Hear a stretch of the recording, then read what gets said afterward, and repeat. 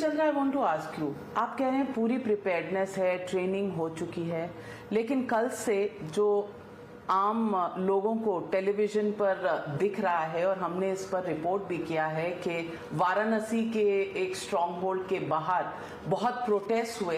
Akhilesh Yadav Samajwadi party के जो दिग्गज नेता हैं, उन्होंने सवालिया निशान लगा दिया है ईवीएम पर और काउंटिंग की प्रक्रिया पर। उन्होंने अपने 300 लोगों की लिस्ट जारी कर दी है कि हर काउंटिंग सेंटर पर और हर स्ट्रॉन्ग होल्ड के बाहर वो खुद पहरेदारी देंगे क्योंकि उन्हें भरोसा नहीं है। और तीसरी बात, कुछ बरेली में डस्टबिन में भी ईवीएम्स मिले हैं।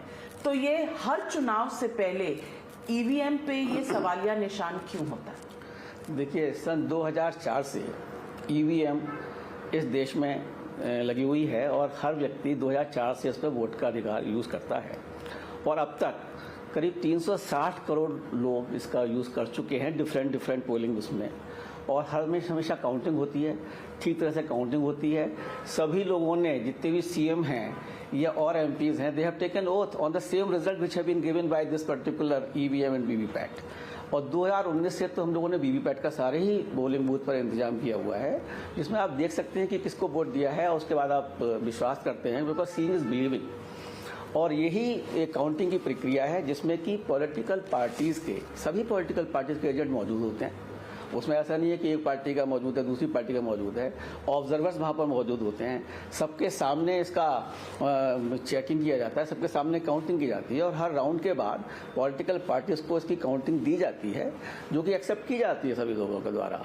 लेकिन कुछ जगह कहीं कहीं लोग भ्रम फैलाने के लिए इस तरह की चीज़ें यूज़ कर रहे हैं कि वो एक ईवीएम, बनारस की जो आपने बात की है, that was a EVM which was being taken for a training purposes. Because EVM, देखिए, पोलिंग की एक ईवीएम होती है जो कि पोलिंग के बाद हम लोग उसको बंद कर देते हैं और उसमें 3 टियर सिक्योरिटी होती है और एक वीडियो कैमरा भी होता है बाहर, जिसमें सारे पॉलिटिकल पार्टी के एजेंट भी वहाँ पर रहते हैं। सीएपीएफ होती है, पुलिस फोर्स होती है।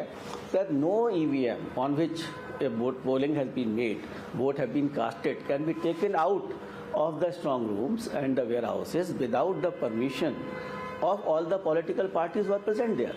So no EVM, no VVPAT can go out of that particular room without any presence of the political parties.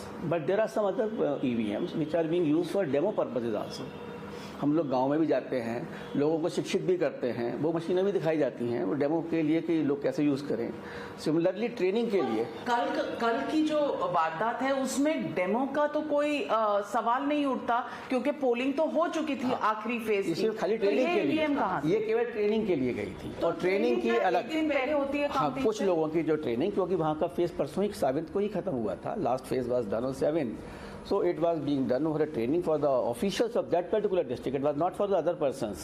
So said, how can we count it? So their machines were absolutely separate.